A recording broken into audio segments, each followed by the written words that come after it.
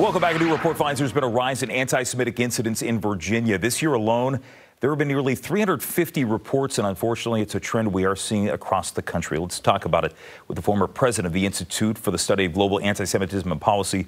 He's Harley Littman here on Fox 5. Harley, thanks for joining us.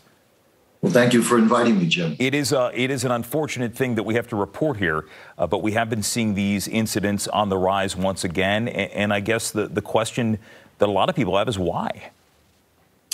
You know, it's a great question, and even Jews are scratching their head, wondering what's going on now. But it's an age-old phenomenon. It comes from jealousy. There's this perception that Jews work and coordinate with each other to help each other. I only wish that was true. It's really not. And this is what breeds this anti-Semitism, these terrible lies that are going on. Mm-hmm. You know, a great example of that, Jim, is I own a technology company, and I try to get business wherever I can. If I were to approach 10 Jews and 10 non-Jews, historically, I've done better with non-Jews than Jews. And I'm very visible in the Jewish community, having led Jewish organizations. So if Jews really are coordinated and help each other the way the perception is, mm-hmm. I certainly have missed out. So I think it really shows that it's just not true. I think it all comes to where you're from and what your upbringing may be, because no child comes out of the womb hating. And yet somewhere along the line, whether it's racism, whether it's anti-Semitism, these are things that some kids, not all kids, but some kids absorb in their surroundings here. So where do you start the education?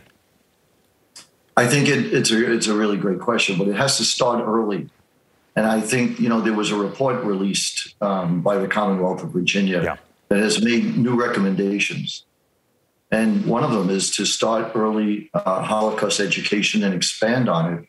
You know, the report from the Commonwealth of Virginia stated that 66% of millennials don't know anything about the Holocaust. Mm. That's a shocking statement. You know, I personally lost 86 members of my family in the Holocaust. And there's also 25% of millennials think it's exaggerated. Yeah. I wish it was exaggerated. Sadly, it's not. Well, Harley, especially considering what we've seen in the media with some high-profile figures who have said some blatantly untrue things, and I don't want to bring that person's name up. Before I let you go here, you know, I learned a lot about the Holocaust by way of you know, Schindler's List came out when I was in high school, and you know, we took a trip down here to the Holocaust Museum to see it firsthand. You know, what's your best advice to anybody watching here that wants to immerse their kids and teach their kids a little bit about what they may not know? What's your best advice to them? What you did was great. Seeing Schindler's List, I would recommend that. That's about as good as it comes. It's a true story.